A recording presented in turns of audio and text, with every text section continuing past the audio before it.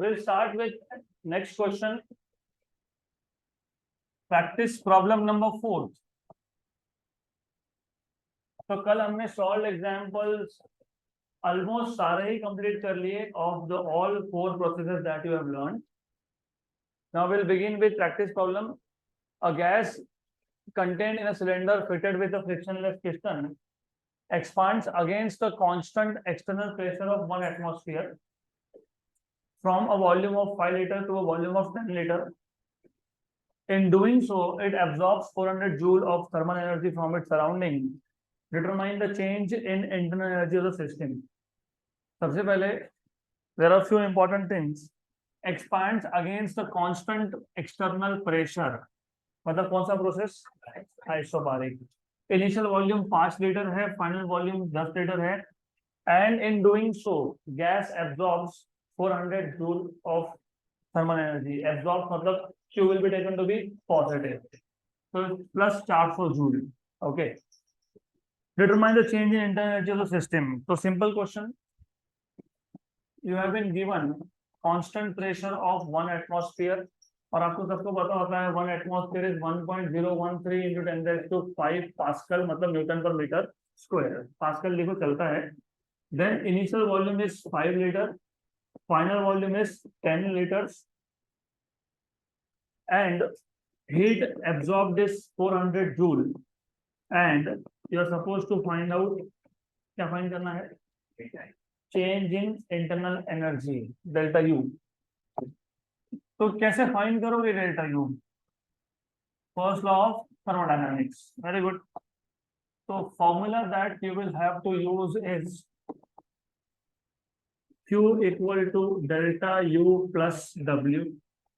यहां से तुमको मिल जाएगा delta U equal to Q minus W. But W क्योंकि आइसोबारिक प्रोसेस है तो P V final minus V initial. Very good. तो सिंपल है काफी. Too simple. तो पहले वर्क डन फाइंड कर लेते हैं हम लोग. P V final minus V initial. 1.01 into 10 raised to 5. V final is 10, initial is 5 और ये लीटर में था तो 10 raised to -3 मीटर क्यूब. तो लीटर का कन्वर्जन मीटर क्यूब में करते वक्त 5 into 10 raised to -3 metre cube and this is 10 into 10 raised to -3 metre cube. कुछ नहीं इसमें से, इसको सिर्फ सॉल्व कर लो. 1.01 10 raised to -5 sorry plus 5 minus 3 10 raised to 2 into 5. 101 into 5 is 505. 505. तो 5.05 into 10 raised to 2 मतलब 505. तो ओवर इट इज 505. राइट. किसमें आएगा ये? जूल में. This is the amount of work done. So you are supposed to find out delta U, that is nothing but Q minus W. What is Q? 400 minus yes 505. तो answer is -105. अब answer में 106.65 दिया है. Simple reason है. Atmospheric pressure में actually तुम लेते हो 1.013. हमने फिर लिया 1.01. तो that is only reason that we are getting approximate answer. Number 2. Logically सोचो. हीट कितना एब्जॉर्ब हुआ? 400. वर्क कितना हुआ? 505. तो जितना हीट एब्जॉर्ब हुआ सिस्टम ने उससे ज्यादा वर्क किया तो इंटरनल एनर्जी कम होगा कि बढ़ेगा? तो आंसर नेगेटिव आना चाहिए पॉजिटिव. हाँ तो आंसर गलत दिया. It can not be positive, it has to be negative ना.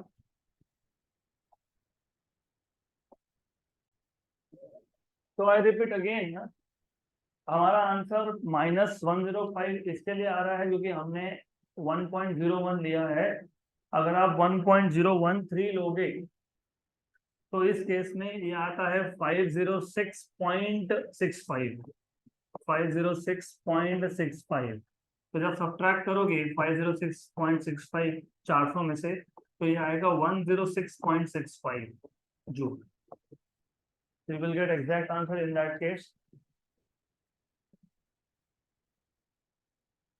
अगला क्वेश्चन.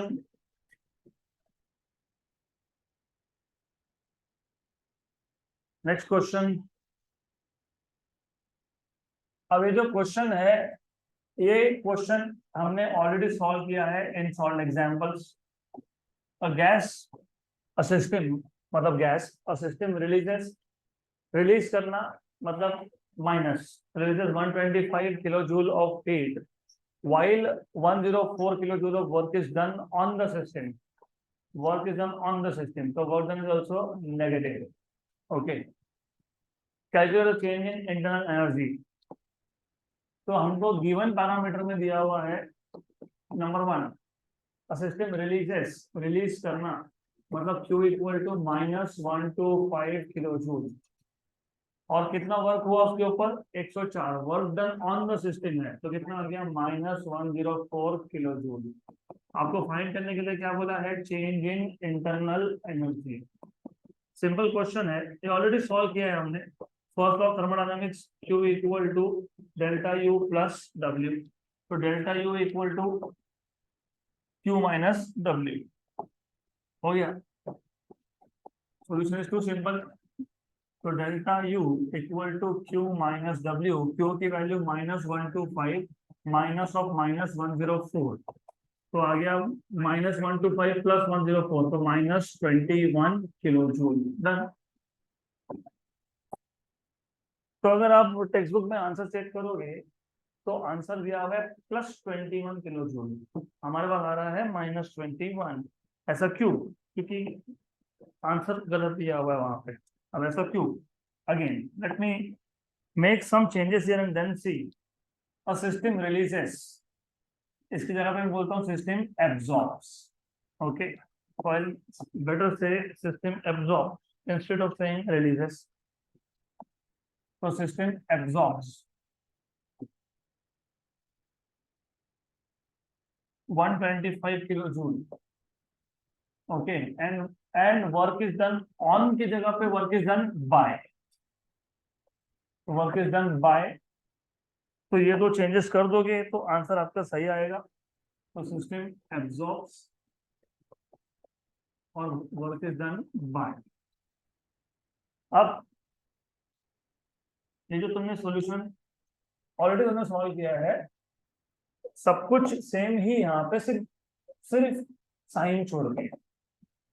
एब्जॉर्ब का केस लोगे तो ये आ जाएगा positive, work is done bye बोलोगे तो आ जाएगा पॉजिटिव।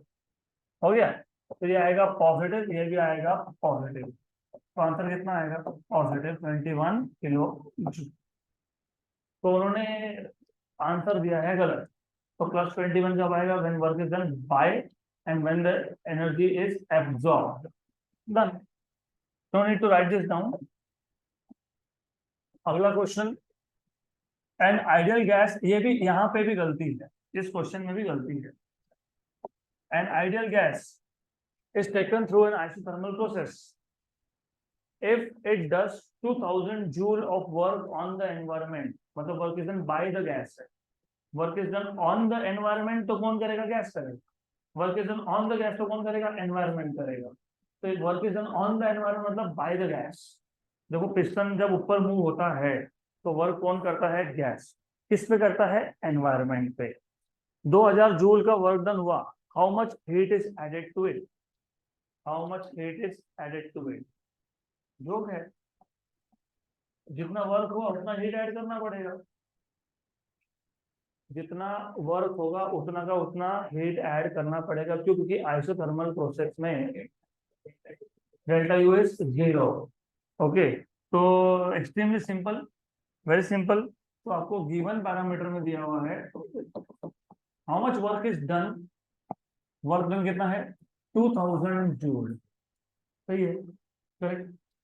आपको फाइंड करने के लिए क्या बोला है, how much heat is added, मतलब क्या फाइंड करना है, क्यू। तो फॉर्मूला क्या यूज करोगे, क्या यूज करोगे formula, Q equal to delta U plus W, but delta U is 0 क्योंकि प्रोसेस क्या है, आइसोथर्मल, प्रोसेस इज आइसोथर्मल। तो इन दिस केस क्योंकि डेल्टा U 0 है तो Q इक्वल टू कितना आएगा, W। तो हो गया सॉल्यूशन खत्म। Therefore Q equal to W equal to कितना, 2000 joule of heat should be added. Answer क्या दिया है, 0। ओके, तो यहाँ पे भी करेक्शन है, तो आंसर ये 0 नहीं आएगा, आंसर शुड बी 2000 जूल। हाँ, अगर पूछा होता what is the change in internal energy, हाँ तो 0, तो यहाँ पे ये गलती है, there are mistakes here. Okay, done.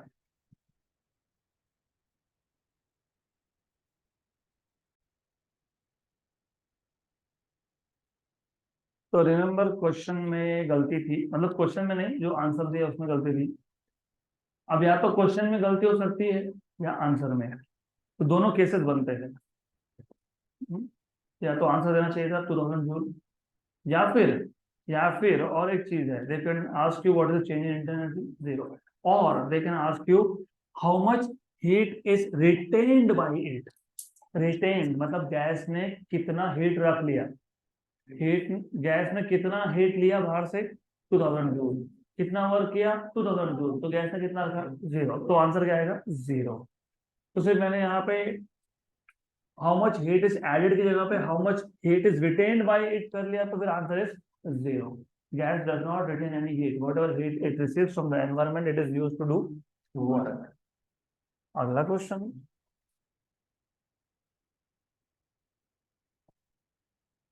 an ideal monatomic gas is adiabatically compressed so that its final temperature is twice the initial temperature. What is the ratio of final pressure to its initial pressure? मुझे ऐसा लगता है यहाँ पे भी 5:6 होना चाहिए, ऐसा लगता है, चेक कर लेते हैं। ओके, तो आपको ऐसा बताया कि आपके पास एक आइडियल मोनो एटॉमिक गैस है, mono atomic, very good, mono atomic gas. और जहां पे भी एडियाबैटिक प्रोसेस सुनोगे ना, वहां पे गामा की वैल्यू लगती है हमको, बराबर ना। कहीं पे भी एडियाबैटिक प्रोसेस हुआ, P V raise to gamma equal to constant, T V raise to gamma minus equal to constant, correct. तो गामा चाहिए, इसलिए बोल दिया उन्होंने, क्या बोल दिया, monatomic. Monatomic, what is the value of gamma, 5/3 is adiabatically compressed so that its final temperature is twice that of initial. What is the ratio of final pressure to that of initial pressure? What is the ratio of final pressure to that of initial pressure? मैंने आपको कल बताया था कि adiabatic में जैसे जैसे Boyle's law, Charles law, ड्यूटैक्स लॉ यूज करते हो आप, पीवी इक्वल टू कांस्टेंट करते हो ना, वेरी गुड। वैसे ही V proportional to T, P proportional to T, P inversely proportional to V, Boyle's law, V proportional to T, Charles law, T proportional to T, ड्यूटैक्स law. ये कब use करते हो, क्वासी स्टैटिक प्रोसेसेस में, right. Adiabatic में P V raise to gamma equal to constant, T V raise to gamma equal to constant, लेकिन मैंने कल बताया था आपको कि पी और टी का रिलेशन बनाना बाकी है, वो आगे देखेंगे। तो पी और टी का रिलेशन कैसे बनाते हो वो देख लो, वेरी सिंपल। आपको सिर्फ एक ही चीज याद रखनी है, just remember one thing, only one thing, P V raise to gamma equal to constant, बस, बाकी कुछ मत याद रखो। दिया क्या है, टेम्परेचर, पूछा क्या है, प्रेशर, तो किसका रिलेशन चाहिए, टेम्परेचर और प्रेशर का। इसमें प्रेशर तो है, कौन नहीं है, तो टेम्परेचर लाओ। कैसे लाओगे, P V equal to N R T, V equal to N R T by P. तो फ्रॉम इक्वेशन नंबर 1 and 2, फ्रॉम 1 and 2, पी, बी की जगह पे लिखोगे N R T by P whole raise to gamma equal to constant.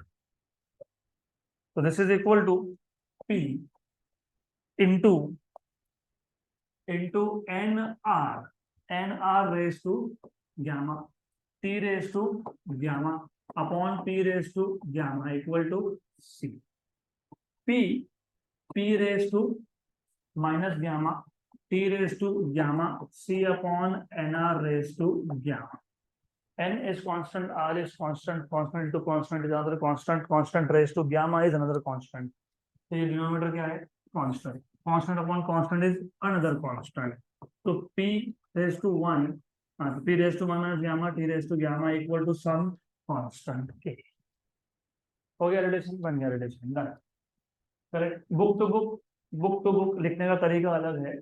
कई बुक में तुमको क्या फाइंड करना है, फाइनल बाय इनिशियल प्रेशर। तो कई सारे बुक्स में क्या करते हैं फिर, व्हाट दे डू इज, अब मेरे को बात बताओ, अगर आपके पास फॉर एग्जाम्पल 2 स्क्वायर है और आपको स्क्वायर रूट लेना है, तो क्या करते हो, raise to half on both sides, बराबर। 2 क्यूब है और अगर क्यूब रूट लेना है तो raise to 1/3 on both sides. Very good. यहाँ पे ना p का पावर क्या था, 1 - गामा। मुझे p रेज टू 1 चाहिए, मेरे को p का पावर 1 - गामा नहीं चाहिए। Raise to 1/1 - gamma. 2 स्क्वायर को 2 बनाना है तो आप क्या करते हो, रेज टू 1/2 करते हो दोनों साइड्स पे, करेक्ट। और 2 रेज टू 3 रहा तो रेज टू 1/3 करते हो। यहाँ पे p रेज टू 1 - गामा है, मुझे 1 - गामा नहीं चाहिए, 1 चाहिए, तो क्या लूंगा मैं, 1 - गामा रूट। तो टेकिंग 1 - गामा रूट, और रूट लेना है तो दोनों साइड लेना ही पड़ता है, ऐसे नहीं कि सिर्फ लेफ्ट साइड पे लोगे, राइट पे भी लेना ही पड़ेगा। तो p raise to 1 - gamma raise to 1/1 - gamma, t raise to gamma 1/1 - gamma equal to constant raise to anything is constant, तो मैं लिख नहीं रहा हूँ उसको, ये हो गया कैंसल। क्या आ जाएगा, t raise to gamma upon 1 - gamma equal to constant. बन गया रिलेशन। तुम बुक टू बुक लिखने का तरीका अलग है, मैं वापस बोल रहा हूँ। कई बुक्स में आप ऐसा भी देखोगे, p raise to 1 - gamma gamma t raise to gamma equal, sorry, t raise to 1 equal to constant, ऐसा भी लिखते हैं, ऐसा भी लिख सकते हैं उसको। ओके, तो it depends on what you are suppose to find out. तुमको रेशो ऑफ प्रेशर चाहिए था, इसके लिए मैंने प्रेशर का पावर क्या कर लिया, 1। अगर टेम्परेचर का रेशो पूछा था तो मैं टेम्परेचर का पावर 1 कर लेता, तो प्रेशर का पावर 1 नहीं होता उस केस में, सिंपल। तो इसको तुम कैसे लिख सकते हो, T I raise to gamma upon 1 - gamma equal to T F gamma upon 1 - gamma. तुमको क्या फाइंड करना था, P F by P I. तो P F by P I equal to T I T F whole raise to gamma upon 1 - gamma, correct. लेकिन T I T F तो तुम्हारे पास है ही ना, what is T I T F, 1/2। तो P F by P I equal to 1/2। What is the value of gamma, 5/3, 1 - 5/3। This is equal to 1/2 raised to 5/3 minus 2/3, 3 गया। 1 raised to anything is 1 upon 2 raised to minus 5/2, तो ऊपर जाएगा, तो 2 raised to 5/2, बराबर, clear, पक्का, sure. What is 2 raised to 5, 32। तो 32 का root, ऐसा क्यों किया मैंने, 2 raised to 5 पहले कर लिया, कितना आ गया 32, क्या रह गया 1/2। 16 टू सा मतलब 4√2, 4√2 इज 1.414 इंटू 4, तो 5.6। तो 5:6 नहीं था वो क्या था, 5.6। तो answer is correct in this case, तो 5.6 है वो, डन।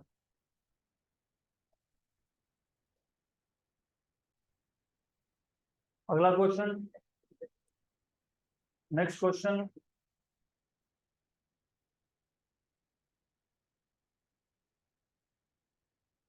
ऑलराइट, तो ये क्वेश्चन नॉर्मली मैं बाद में लेता हूँ, लेकिन अभी आ गया है तो ले लेंगे, कोई इशू नहीं है। The figure shows VT diagram. तो अब तक हमने पीवी डायग्राम देखा था, pressure volume diagram. Normally PV diagrams are drawn when the system is in equilibrium state. So similarly VT diagram हो या PT diagram हो या PV diagram हो, all these diagrams are drawn only when the system is in equilibrium state. So figure shows VT diagram for one cycle of hypothetical heat engine. अभी ना हमने अभी तक साइक्लिक प्रोसेस देखा है, ना हमने अब तक हीट इंजन सीखा है, right. So that is why this question unfortunately we'll have to keep pending for at least 2 more days, क्योंकि साइक्लिक प्रोसेस अभी सीखोगे आज आफ्टर अ वाइल, और हीट इंजन भी आज ही सीखोगे, but PV diagram of heat engine you will learn tomorrow. तो ठीक है, I will keep it pending for next lectures to come. This can be solved. This can be solved क्योंकि यहाँ पे सिर्फ वर्क डन पूछा है आपको. Okay.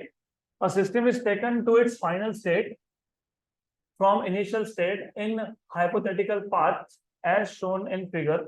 Calculate the work done in each case. हाँ, ये solve हो सकता है, not a problem.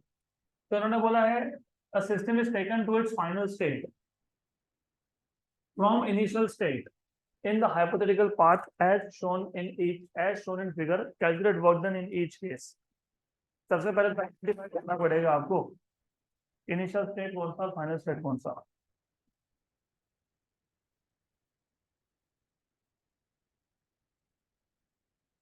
What is initial state, what is final state. अगर ये आइडेंटिफाई किया तो ये क्वेश्चन आप सॉल्व करेंगे, नहीं तो ये भी पेंडिंग रखना पड़ेगा. Which is initial, which is final. This process is cyclic process, which means कि मुझे पहले आप cyclic process बताना पड़ेगा आपको. So we will first go ahead with more theory. So let us see the remaining theory part.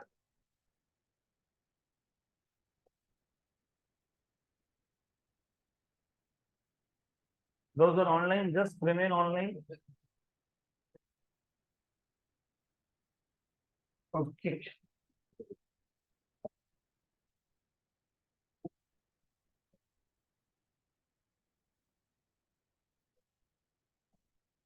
तो बड़बड़ बंद होनी चाहिए, ऐसा मेरा एक्सपेक्टेशन है. You should stop talking.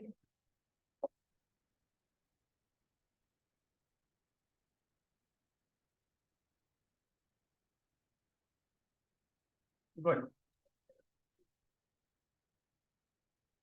So hopefully those who are online can see PPT. दिख रहा होगा, ऐसा मेरा एक्सपेक्टेशन है. Again just a minute, give me a minute. We'll start in 1 more minute, not even 1 more minute. Okay, here we go. All right, तो अब हमने अब तक प्रोसेस कौन से देखे. एक था रिवर्सिबल, एक था irreversible. And I hope you remember what is reversible process. तो what is reversible process? Explain in one line. The change which can be retraced along the same path. मतलब फॉरवर्ड और रिवर्स डायरेक्शन का path होता है same. इसका मतलब ये भी होता है कि the system while expanding and while compressing goes through the same intermediate states. A अगर इनिशियल स्टेट है, B अगर फाइनल स्टेट है, तो सिस्टम जब एक्सपांड हो रहा है मतलब A to B जा रहा है, और जब कंप्रेस हो रहा है B से A जा रहा है, तो इस केस में सारे के सारे इंटरमीडिएट स्टेट सेम है. करेक्ट. इस प्रोसेस में, रिवर्सिबल प्रोसेस में, there is no loss of energy due to dissipative forces. फिर हमने देखा था irreversible process, a process in which forward and reverse path are not same, मतलब which cannot be retraced along the same path. Irreversible processes में normally there is loss of energy due to dissipative forces. उसके बाद हमने देखा था isothermal process, a process that occurs at constant temperature, pressure and volume change at constant temperature. Work done is given by nRT log of V final by V initial, or nRT log of P initial by P final. And in this case Q equal to W, क्योंकि delta U होता है 0. हमने देखा था उसके बाद isobaric process, a process that occurs at constant pressure. Work done is P Vf minus Vi. Correct, right? And delta U is NCV Tf minus Ti. और first law thermodynamics use करने के बाद Q equal to NCP Tf माइनस Ti आता है. तो पूरा अभी याद हो जाना चाहिए, क्योंकि 4 बार रिवाइज हो गया है. और बार बार रिवाइज करने का पॉइंट भी ये होता है कि आपके दिमाग में इक्वेशन फिट बैठ जाए. आइसोकोरिक में वर्क डन होता है 0, तो जो भी हीट सप्लाई किया तुमने तो वो सिर्फ इंटरनल एनर्जी इंक्रीज करता है. तो Q equal to delta U is NCV Tf माइनस Ti. तो Q is NCP Tf minus Ti for isobaric, and Q equal to NCV Tf minus Ti for isochoric. And then you have adiabatic process. Adiabatic process में pressure, volume और temperature तीनों में से भी कोई भी कांस्टेंट नहीं होता है। This type of process is इधर a very rapid process, sudden process, जैसे टायर का फटना, bursting of a tyre, right? और if it is slow, then the walls of the cylinder should be non-conducting in nature. In this case, it is not allowed to enter or leave the system. इस case में Q की value होती है 0। तो first law of thermodynamics use करोगे तो Q equal to delta U plus W, Q हो गया 0, तो 0 equal to delta U plus W, तो work done equal to minus delta U। Clear? और वर्क डन आपको पता ही है 1/1 minus gamma P F V F minus P I V I और NR/1 minus gamma T F minus P आई, right? Clear? अब there is something called a cyclic process. So cyclic process is a process in which initial state and the final state are same. तो हम लोग आज start करेंगे cyclic process, a thermodynamic process that returns a system to its initial state is a cyclic process. A thermodynamic process that returns a system to its initial state, इसका मतलब जहां से शुरू हुआ था, जो इनिशियल स्टेट था, फाइनल भी वही है। तो ये इंपॉर्टेंट है। अगर ए से स्टार्ट हुआ तो प्रोसेस होने के बाद वापस से सिस्टम कहाँ आ गया? ए पे। अब ये इंपॉर्टेंट क्यों है? क्योंकि ये हमको हीट इंजन में बहुत काम में आएगा और अगला टॉपिक ही हीट इंजन है। एक टॉपिक और, then you start with heat engine. तो एनी हीट इंजन, कोई भी हीट इंजन हो, उसमें प्रोसेस क्या होता है? साइक्लिक। मतलब जिस स्टेट से स्टार्ट हुआ वहीं पे वापस जाना। और इसका मतलब क्या होता है? जो इनिशियल वैल्यूज थे प्रेशर, वॉल्यूम और टेम्परेचर के, फाइनल वैल्यूज भी वही होंगे। और अगर ये समझेगा तो फिर आपको पूरा का पूरा स्ट्रोक समझेगा। 4 स्ट्रोक इंजन मैंने बताया था एक बार आपको। आपकी जो गाड़ी होता है two wheeler, normal that works on 4 stroke engine, right? Right. तो सबसे इंपॉर्टेंट है, whenever you hear this word cyclic, मतलब initial and final states are same.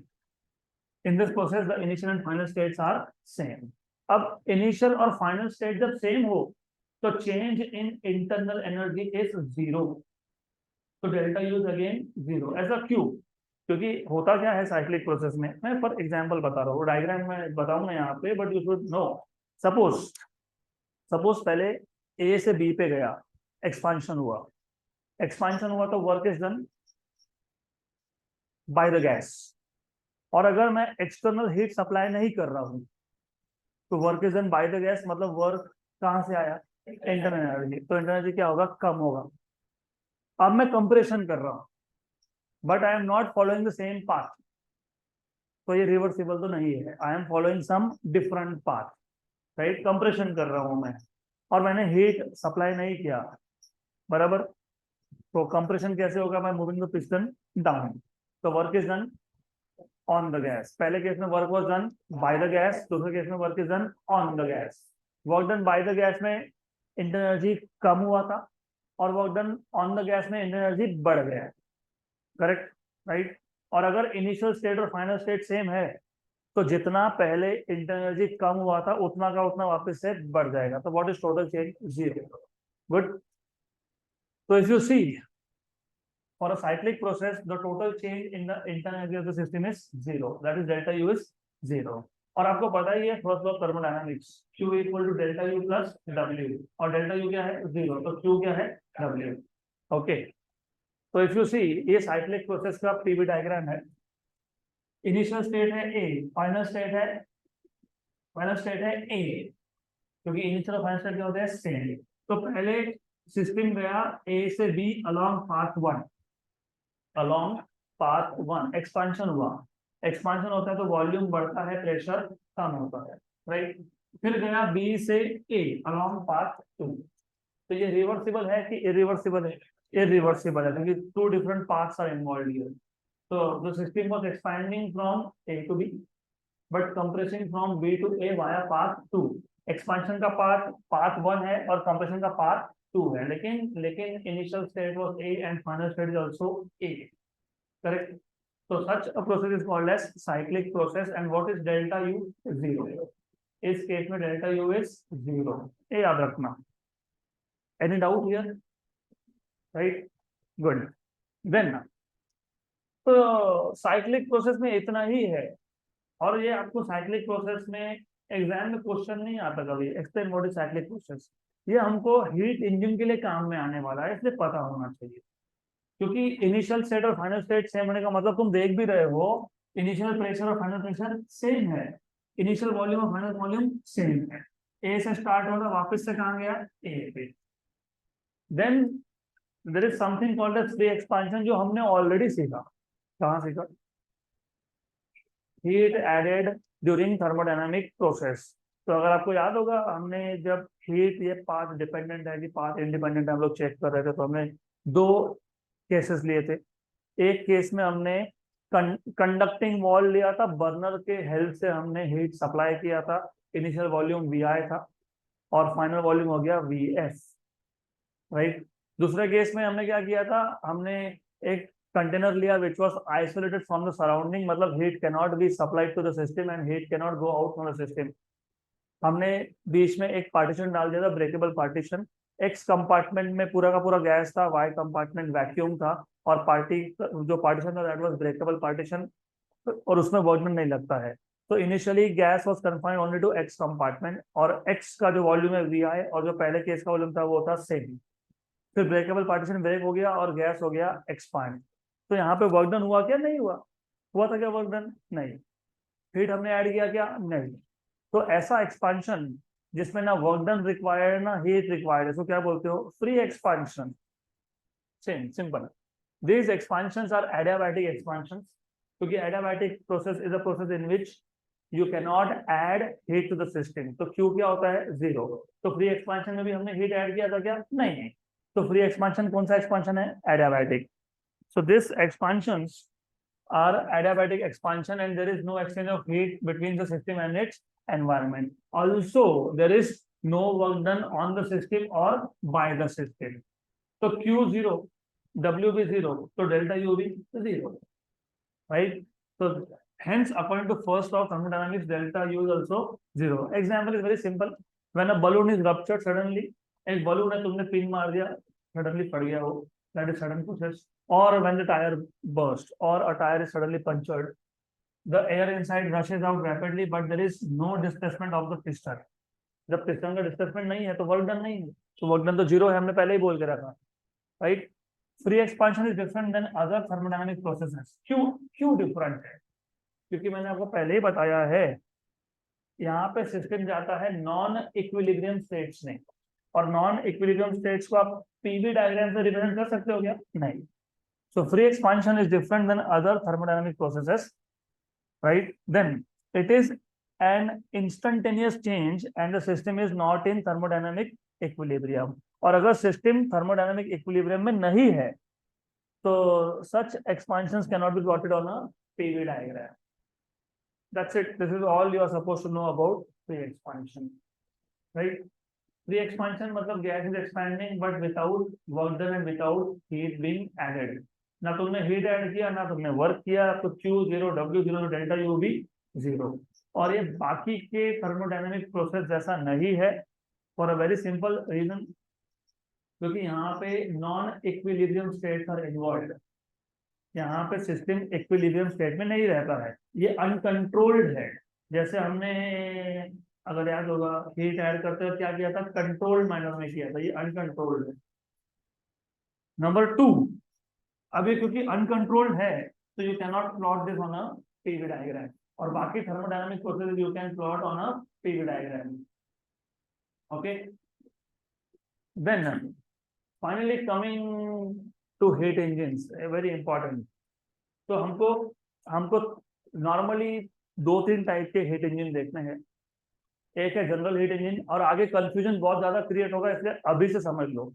एक है general heat engine, heat engine का जनरल वर्किंग। एक आप सीखोगे कार्नोट हीट इंजन, एक आप सीखोगे Stirling heat engine. General heat engine is basic theory about how does the engine work, उसमें कौन से एलिमेंट्स होते हैं, उसमें कौन से प्रोसेसेस इन्वॉल्व होते हैं। Carnot heat engine is an ideal heat engine. Ideal heat engine में आइडियल गैस होता है, वर्किंग सब्सटेंस, तो वर्ड्स भी चेंज होंगे। काइनेटिक थ्योरी ऑफ गैसेस में हमने गैस बोला था, थर्मोडायनामिक्स में हमने गैस को क्या बोला, सिस्टम। अब वहीं पे सिस्टम को तुम बोलोगे working substance, again for a simple reason, क्योंकि यहाँ पे तुम सिर्फ गैस यूज नहीं करते हो, यहाँ पे डिपेंड करता है इंजन कौन से टाइप का है। अगर कार्नोट इंजन की बात कर रहे हैं तो ideal gas is the working substance. Working substance क्या करता है, नाम में ये वर्किंग सब्सटेंस। और अगर आपको याद होगा थर्मोडायनामिक्स का सबसे पहला लेक्चर, सबसे पहला sentence, what is thermodynamics? It talks about conversion of heat into work and work to heat. तो हीट इंजन करता क्या है, वही काम करता है, हीट का कन्वर्जन किसमें करता है, वर्क में। तो what is heat engine? It is a device which converts heat into work. Okay, it is a device which transforms heat into work. जब ये हीट को वर्क में कन्वर्ट करता है, heat engine converts heat into work. So while doing so, it goes through some stages and performs a cyclic process. So it goes through some stages and performs a cyclic process. Some stages मतलब some thermodynamic processes. Example बता रहा हूँ, जैसे for example हो सकता है पहले isothermal expansion हुआ, आइसोथर्मल एक्सपांशन हम लोग वापस आएंगे, लेकिन I just want to check कि तुमको कितना समझा है। आइसोथर्मल एक्सपांशन का मतलब बताओ। It is an expansion which is occurring at constant temperature. तो work is done by the gas या ऑन द गैस?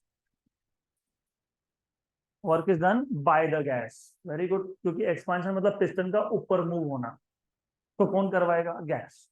लेकिन अगर गैस खुद का एनर्जी यूज करेगा तो टेम्परेचर क्या होना चाहिए, कम। लेकिन तुमने क्या बोला, आइसोथर्मल मतलब टेम्परेचर इज नॉट चेंजिंग। लेकिन गैस ने क्या कर दिया, वर्क। तो इंटरनल एनर्जी क्या होना चाहिए था, कम। हुआ क्या, नहीं। तो फिर गैस ने क्या किया होगा, कहीं से हीट लिया होगा, हीट इज एब्जॉर्ब और पिस्टन को ऊपर शिफ्ट किया होगा, work is done. Look, it is a device which transforms heat taken from some source. वैसे उसको दो नाम है, सोर्स या फिर हीट रिजर्वायर, हॉट रिजर्वायर। आगे सुनोगे धीरे धीरे। तो वर्किंग सब्सटेंस मतलब गैस ने कहीं से हीट लिया और हीट को किसमें कन्वर्ट किया, वर्क में। तो what is heat engine? It is a device which transforms heat into work. तो जब ऐसा होता है, it goes through some stages. मैंने एक ही स्टेज बताया, आइसोथर्मल एक्सपांशन। फिर डिपेंड करता है कौन सा engine, adiabatic expansion, isothermal compression, adiabatic compression. तो अलग अलग प्रोसेस होते हैं यहाँ पे। 4 स्ट्रोक हुए कि नहीं, 4 प्रोसेस। कौन से 4? Isothermal expansion, adiabatic expansion, isothermal compression, adiabatic compression. इसलिए इसको बोलते हैं 4 स्ट्रोक। करेक्ट, डिटेल में आएगा। It is just again to fit some words into your brain. then the working substance absorbs some amount of heat from the source। अभी मैंने बताया working substance क्या करता है, हीट एब्जॉर्ब करता है, कहां से, सोर्स से। वर्किंग सब्सटेंस कौन, अगर कार्नोट इंजन की बात कर रहे हो तो आइडियल गैस, अगर आप स्टीम इंजन की बात कर रहे हो तो स्टीम, अगर आप पेट्रोल इंजन की बात कर रहे हो तो पेट्रोल वेपर जिसको गैसोलीन बोलते हो प्लस एयर, अगर आप डीजल इंजन की बात कर रहे हो तो diesel vapour plus air. So what is working substance for Carnot engine? Ideal gas. What is working substance for steam engine? Steam. What is working substance for petrol engine? Petrol vapor मतलब gasoline vapor plus air. What is working substance for diesel engine? Diesel vapor plus air. Very good. अब अगर आपको याद होगा तो मैंने आपको और एक चीज बताई थी, work can be completely converted to heat but heat cannot be completely converted to work. Clear, बराबर। वर्किंग सिस्टम ने क्या किया, हीट एब्जॉर्ब किया सोर्स से, उसको किसमें कन्वर्ट किया, वर्क में। लेकिन पूरा का पूरा हीट तो वर्क में कन्वर्ट होता ही नहीं है। सपोज 100 जूल हीट एब्जॉर्ब किया, 90 जूल का वर्क हुआ, तो बचा हुआ 10 जूल गैस मतलब वर्किंग सब्सटेंस खुद के पास नहीं रख सकता है। क्यों नहीं रख सकता है, कौन सा प्रोसेस है, cyclic. What is the meaning of cyclic process? Initial and final states are same, मतलब जिस टेम्परेचर से स्टार्ट हुआ था आखिरी में उसी टेम्परेचर पे वापस पहुंचना है। अगर 100 जूल में से 90 जूल का वर्क किया, 10 जूल खुद के पास रख लिया, तो टेम्परेचर तो बढ़ेगा। तो initial state can not be equal to final state. तो फिर जो बचा हुआ हीट है जिसका कन्वर्जन नहीं हुआ, वो किसी को देना भी पड़ेगा, रिजेक्ट करना पड़ेगा। किसको रिजेक्ट होता है? एनवायरमेंट को। Part of the heat absorbed is used to perform work and the remaining is rejected to the sink. तो जितना वर्क में कन्वर्ट हुआ हुआ, जो नहीं हुआ वो कहाँ गया? सिंक को। जैसे सोर्स को तुम लोग हॉट रिजर्वायर बोलते हो, और वैसे सिंक को तुम बोलते हो कोल्ड रिजर्वायर। और ये सारे के सारे वर्ड्स आपके रियल लाइफ में से आते हैं। सोर्स, सोर्स मतलब जहां से तुम चाहो जितना ले लो, करेक्ट। तो source of heat is called as hot reservoir. और हॉट रिजर्वायर का मतलब ये भी होता है कि वहां से तुम कितना भी हीट निकाल लो, टेम्परेचर उसका हमेशा सेम रहेगा। और क्योंकि वो हॉट है तो वो हायर टेम्परेचर पे है। तो what is source? It is reservoir of heat from which you can take as much amount of heat as you want, but the temperature of that will remain same. और वो hot reservoir है, the temperature will be denoted by TH. What is sink? घर में sink है, सबके होता है। क्या होता है सिंक में? You open the tap of water, जितना चाहे पानी डालते जाओ, राइट। तो यहाँ पे भी सिंक का मतलब वही है, सिर्फ पानी की जगह पे क्या हो रहा है? हीट जा रहा है। तो तुम जितना चाहो उसको हीट दे दो, उसका टेम्परेचर हमेशा सेम रहने वाला है। और वो क्योंकि सिंक है, हीट का सिंक है, वो कोल्ड रिजर्वायर है, तो जितना भी तुम हीट दोगे डज नॉट मैटर, उसका टेम्परेचर हमेशा क्या रहेगा? Same. And you will denote it by TC. TC मतलब टेम्परेचर ऑफ कोल्ड रिजर्वायर। और लॉजिकली स्पीकिंग, हॉट रिजर्वायर का टेम्परेचर ज्यादा होता है और कोल्ड का कम होता है। तो T H is always greater than TC. अब book to book things will change. कुछ बुक में टीएच को टी1 बोला है, और कुछ बुक में टीसी को टी2 बोला है। तो टी1 मतलब टेम्परेचर ऑफ हॉट रिजर्वायर मतलब सोर्स, एंड टी2 मतलब टेम्परेचर ऑफ कोल्ड रिजर्वायर मतलब सेम, राइट। तो ये बेसिक आइडिया है हीट इंजन का। It is a device which converts heat into work. Working substance absorbs heat from source. Part of the heat is converted to work and remaining is rejected to the same. तो ये system में fit कर लो अभी आपके brain में। Heat is absorbed from source, part is converted to work, remaining is rejected to sink. Then heat engine के total होते हैं 4 एलिमेंट्स। हम लोग 2 एलिमेंट को कंबाइन करके एक ही बोल देंगे। There are total 4 elements, right, but we will talk about only 3, we will combine 2 of them.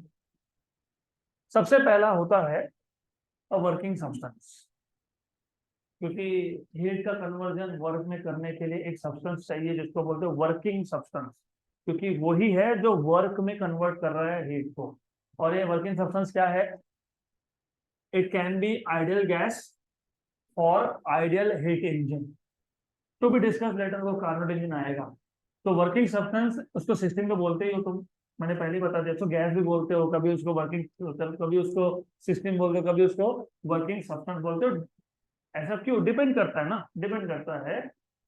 For example अगर आइडियल इंजन है तो फिर what is working substance? Ideal gas. For a practical heat engine there are 2 types of practical heat engine, actually 3 types. एक है diesel, एक है petrol और एक है steel. So for a practical heat engine, the working substance can be a mixture of fuel vapor and air. Fuel vapor and air in gasoline मतलब petrol और diesel engine. Fuel vapour मतलब petrol vapour plus air, ये कौन सा engine है? Petrol engine. Fuel vapour मतलब diesel vapour and air, ये किसमें होता है? डीजल इंजन में। और it can B steam in in steam engine, right? It is a working substance that absorbs heat and does work. Clear? Heat कौन absorb करता है? Working substance. Work कौन करता है? Working substance. Heat absorb कहाँ से होता है? Source से। बचा हुआ हीट कहाँ रिजेक्ट होता है? सिंक को। करेक्ट। मैं आगे जाके ब्लॉक डायग्राम ड्रॉ करूंगा तो कंफ्यूजन बिल्कुल नहीं चाहिए। देन दूसरा element, there are 3 elements. Number 1 is working substance, number 2 is hot and cold reservoir. Hot and cold reservoir, the working substance interacts with this reservoir. Interact करना मतलब लेन then, लेना देना। हीट लेगा कहाँ से, हॉट से, देगा किसको, कोल्ड को। तो it basically interacts with this reservoirs. तो working substance interacts with these reservoirs. The hot reservoir is a source of heat. It is at relatively high temperature and is capable of providing large amount of heat at constant higher temperature pH. तो तुमको मैंने पहले ही बताया, hot reservoir के temperature को किससे note करते हो, pH, और it is capable of providing large amount of heat at constant temperature, at constant higher temperature। मतलब क्या है कि तुम जितना भी हीट निकाल लो उसका टेम्परेचर हमेशा सेम रहने वाला है, उसका टेम्परेचर कभी कम नहीं होगा। No matter how much heat you take it from that reservoir, its temperature will always be the same, क्योंकि it is suppose to have infinite amount of heat. अब ऐसा कैसा हो गया, तो जब इंजन सीखेंगे तब समझ में आएगा। सिमिलरली द कोल्ड रिजर्वायर, और वैसे हॉट रिजर्वायर को तुम सोर्स भी बोलते हो, the cold reservoir absorbs large amount of heat from the working substance. Working substance ने कहां से हीट एब्जॉर्ब किया था, सोर्स से। कोल्ड रिजर्वायर ने किससे एब्जॉर्ब किया, वर्किंग सब्सटेंस ने। मतलब वर्किंग सब्सटेंस ने किसको रिजेक्ट किया, सिंक को। किसको, कोल्ड रिजर्वायर को, मतलब किसको, सिंक को, right. So the cold reservoir absorbs large amount of heat from working substance। इसको आप ऐसा ही बोल सकते हो, the working substance rejects the heat to cold reservoir, okay, at constant lower temperature Tc। इसको it is also called as sink। so normally amount of heat absorbed by the working substance from the source is denoted by Qc। what is the temperature of source, Tc। इसको तुम T1 बोल सकते हो, और amount of heat absorb को क्या बोलोगे, Q1। अच्छे से वापस से दिमाग में ये पैरामीटर फिट करो, जब क्वेश्चंस आते तो याद ही नहीं रहता किसको Q1 बोला था, किसको Q2 बोला था। What is Q1, what is Q1, heat absorb कहां से, सोर्स से। किसने किया, तो पॉजिटिव होगा कि नेगेटिव होगा, पॉजिटिव होगा। वेरी गुड, क्लियर, क्योंकि एब्जॉर्ब हुआ, okay, right। and the source was at higher temperature TH or T1, right। good good। जो हीट एब्जॉर्ब हुआ वर्किंग सब्सटेंस ने इसको क्या किया, वर्क में कन्वर्ट किया, राइट। पूरा का पूरा वर्क में कन्वर्ट होता है क्या, नहीं, तो कुछ बच जाता है। बचे हुए का वर्किंग सब्सटेंस ने क्या किया, सिंक को रिजेक्ट किया। सिंक का टेम्परेचर क्या था, लोअर, Tc और T2। और सिंक को जो हीट रिजेक्ट हुआ है ये पॉजिटिव होगा कि नेगेटिव होगा, नेगेटिव। तो नॉर्मली Qc और Q2 is taken to be negative. Normally words को अच्छे से सुनते जाओ, नहीं तो आगे बहुत कंफ्यूजन है, ओके। देन तीसरा एलिमेंट इज द सिलेंडर, क्योंकि वर्किंग सब्सटेंस को किस में रखने वाले होते हैं, सिलेंडर में। ओपन छोड़ दोगे क्या, वो एयर है, वो एयर प्लस वेपर है, you can not keep it open. So you are supposed to confine the working substance in a cylinder, and cylinder should be fitted with movable, massless, frictionless piston। Generally, the working substance is enclosed in a cylinder with a moving, frictionless, and massless piston।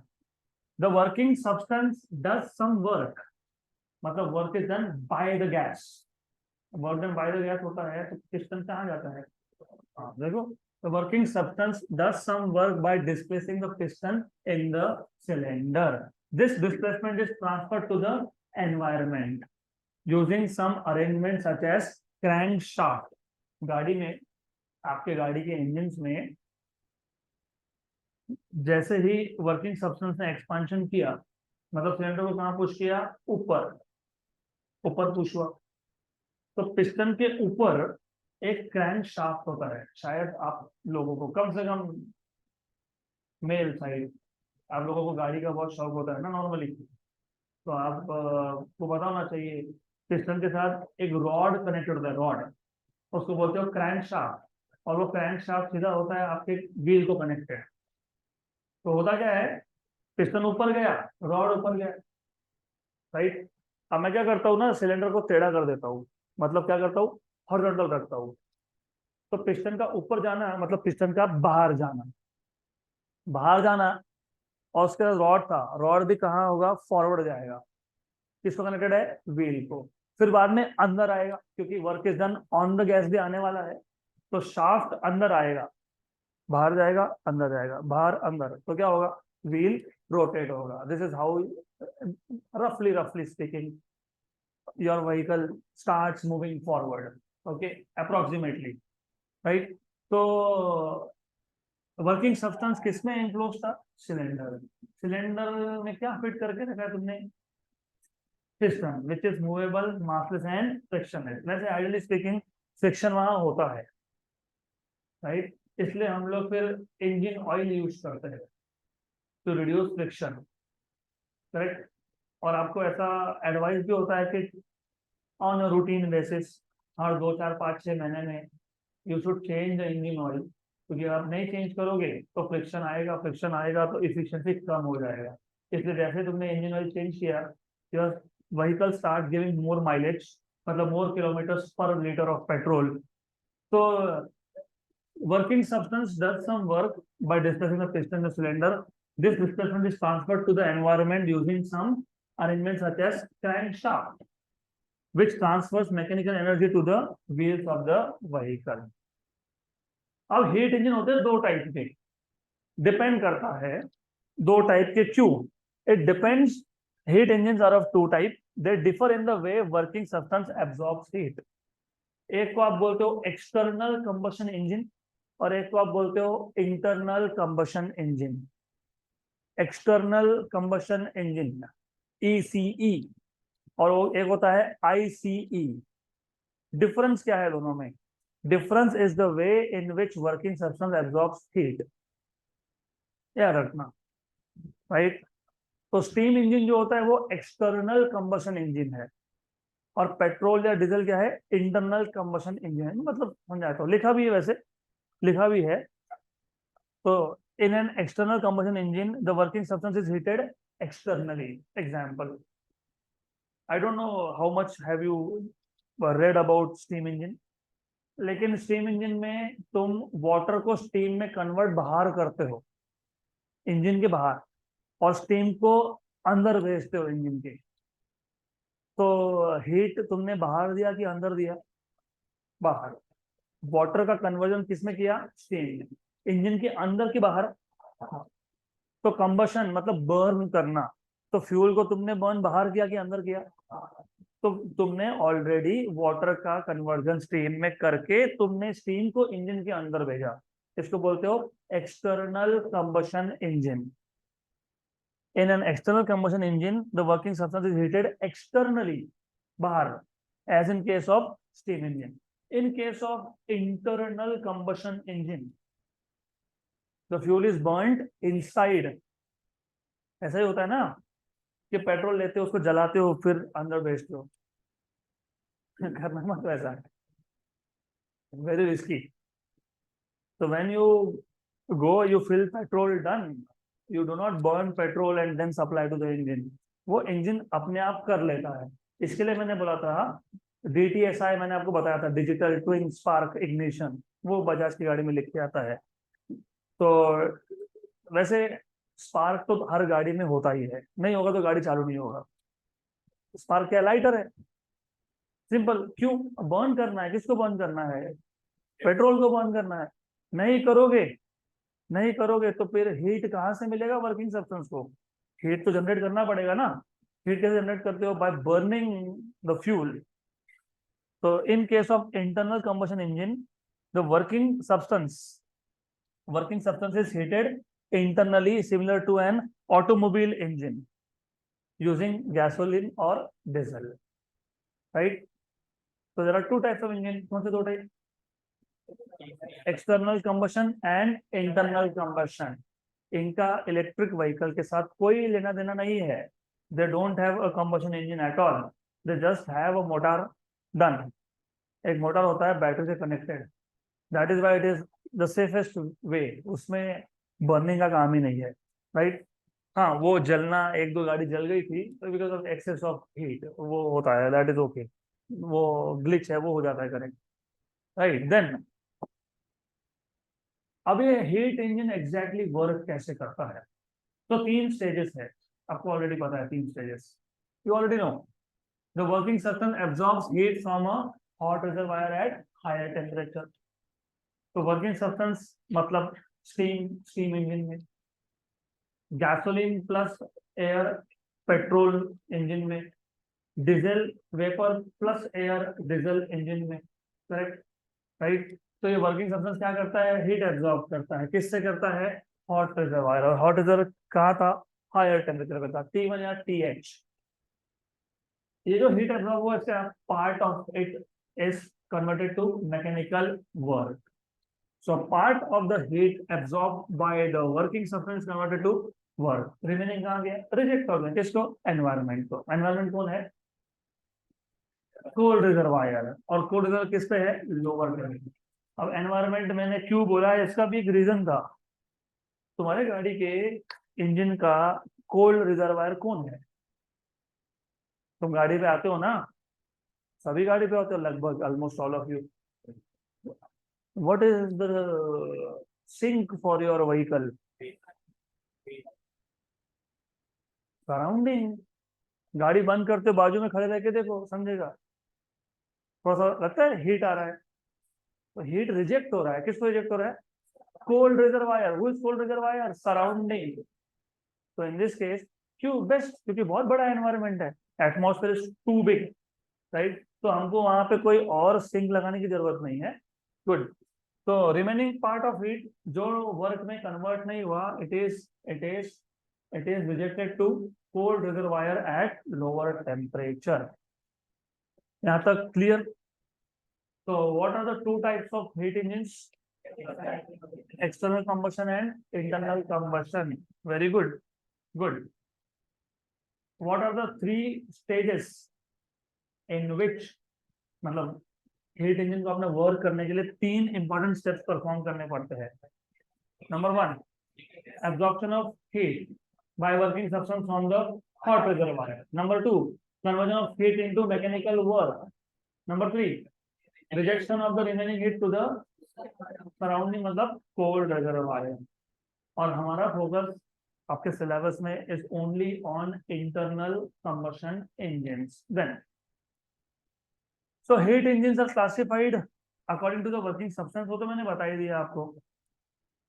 Diesel engine में diesel, petrol engine में petrol, steam engine में steam, and the way these steps are actually implemented. तो कौन सा step कैसे implement कर रहे हो, मतलब क्या, वही बता देता हूँ। अभी अभी मैंने आपको बताया, just now I have told you there are basically 4 stroke engine. मैंने एक एग्जांपल लिया था, isothermal expansion, adiabatic expansion, isothermal compression and adiabatic compression. हर इंजन में ऐसा नहीं होता है, हर इंजन में ऐसा नहीं होता है।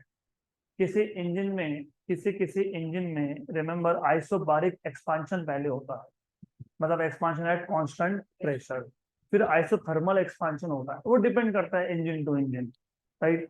तो इंजन टू इंजन डिपेंड करेगा। You can have isobaric expansion, you may have isothermal expansion, you may have isobaric compression, and you may have isothermal compression। तो उसमें एडियाबैटिक पार्ट ही नहीं है। तो that is why I told you कि हम 3 type के engine देखेंगे। एक होगा general heat engine, general heat engine में सिर्फ जनरल थ्योरी, वो हम लोग ऑलरेडी डिस्कस कर ही रहे हैं यहाँ पे। फिर आएगा कार्नोट, और फिर आएगा Stirling. So heat engines are classified according to the working substance used and the way these steps are actually implemented during its operation. अब ऐसा क्यों, हर इंजन में हमको अलग अलग स्टेप्स क्यों परफॉर्म करने पड़ते हैं, थिंक अबाउट इट। बहुत सिंपल सा रीजन है इसका। What do you want, heat absorb होने के बाद क्या करना है, वर्क। तो योर एक्सपेक्टेशन है कि तुमको मैक्सिमम वर्क मिलना चाहिए। अगर मैक्सिमम वर्क मिल रहा है, हीट एब्जॉर्ब किया, फॉर एग्जाम्पल 2 इंजन है, 100 जूल दोनों ने एब्जॉर्ब कर लिया हीट, एक ने 70 जूल वर्क किया, एक ने 90 जूल वर्क किया, विच इज बेटर, 90 जूल, क्योंकि आपको मैक्सिमम इफिशिएंसी चाहिए ना, मतलब maximum heat should be converted to work, तो ज्यादा आपको एवरेज मिलेगा, मतलब माइलेज मिलेगा, राइट। तो हमको अलग अलग स्टेप परफॉर्म करने पड़ते हैं अलग अलग इंजन में, so as to avoid any loss of energy. Then heat engines are diagrammatically represented by energy flow diagram, okay चलो ठीक है। अभी एनर्जी फ्लो डायग्राम का मतलब भी समझ लो। कोई भी हीट इंजन हो, हम उसको एक एनर्जी फ्लो डायग्राम से रिप्रेजेंट करेंगे। What is the meaning of energy flow diagram? Simple है, बहुत सिंपल है। कहीं पे भी फ्लो डायग्राम सुनोगे ना, मतलब फ्लो कैसा हो रहा है। अगर वाटर फ्लो डायग्राम होगा तो वाटर का फ्लो कैसे हो रहा है, करेक्ट। एनर्जी फ्लो डायग्राम होता है, एनर्जी का फ्लो कैसे हो रहा है, एनर्जी कहाँ से एब्जॉर्ब हुआ था। Very good, hot reservoir. कितना अमाउंट ऑफ एनर्जी एब्जॉर्ब किया था, क्यूसी। और टेम्परेचर क्या था रिजर्वायर का, टीसी, करेक्ट। तो वर्किंग सब्सटेंस ने एब्जॉर्ब किया, किससे एब्जॉर्ब किया। तो एरो हेड कहां से कहां होगा, हॉट रिजर्वायर से वर्किंग सब्सटेंस। वो जो हीट एब्जॉर्ब हुआ, उसके दो चीजें हुई, work done and rejection, right. तो हॉट रिजर्वायर के बाद तुमको दो ब्रांच देखनी चाहिए। एक जाएगा वर्क डन, और जो वर्क में कन्वर्ट नहीं हो वो जाएगा सिंक में। वर्क डन को डब्ल्यू से तुमने रिप्रेजेंट कर दिया। सिंक में जितना एनर्जी रिजेक्ट होगा उसको डिनोट करते हो क्यूसी और Q2। What is the temperature of sink, TC और T2। लुक आ गया। ये हमारे पास था हॉट रिजर्वायर, मतलब सोर्स। यहाँ ध्यान दो, नहीं तो आगे कुछ भी नहीं समझ में आएगा। हॉट रिजर्वायर का टेम्परेचर है TH। वर्किंग सब्सटेंस ने क्या किया, हीट एब्जॉर्ब किया। Do you see this arrow here, दिख रहा है ये एरो नीचे की तरफ है। हीट कहाँ से एब्जॉर्ब हो रहा है, हॉट रिजर्वायर से। कहाँ, इंजन की तरफ। इंजन मतलब कौन, वर्किंग सब्सटेंस, करेक्ट। तो इनपुट कौन है वर्किंग सब्सटेंस के लिए, हीट है। कौन है, हीट है। कौन है, हीट है। और इस हीट का क्या हुआ, वर्क में कन्वर्ट हुआ। तो आउटपुट कौन है, वर्क है। तो ये वर्क क्या है, आउटपुट है। और बचा हुआ कहाँ गया, कोल्ड रिजर्वायर। टेम्परेचर क्या था कोल्ड का, TC, करेक्ट, राइट। क्लियर। ये आउटपुट नहीं है वैसे, bye the way this is just heat rejected. Clear, पक्का, right. TC is the temperature of cold reservoir. QC is the heat rejected to cold reservoir. QH is the amount of heat absorbed from hot reservoir at temperature TA. Part of it is converted to work, remaining goes to the cold reservoir. इसको बोलते हो energy flow diagram. Energy कहाँ से कहाँ जा रहा है, that's it. Clear, right, good. और पानी जिसमें से बहता है तो क्या बोलते हो, पाइपलाइन।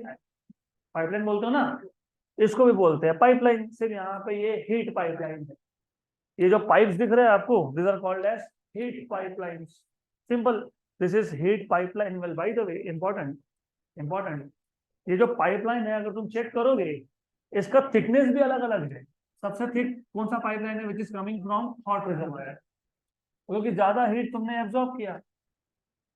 ज्यादा वाटर को फ्लो होना है तो पाइप का साइज भी बड़ा चाहिए। तो thickness in this case is directly proportional to amount of heat. उसमें से कुछ पार्ट कहाँ गया, वर्क में, और बाकी का। अब जो इंजन में मैक्सिमम पार्ट वर्क में कन्वर्ट होता है, मैक्सिमम पार्ट वर्क में कन्वर्ट होता है, थोड़ा बहुत रिजेक्ट होता है, करेक्ट।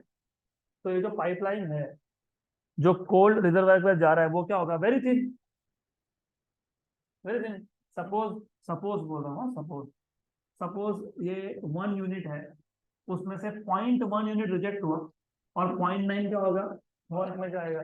तो thickness tells you how much amount of heat is flowing through each of these tubes. Clear? बाकी का in the next section.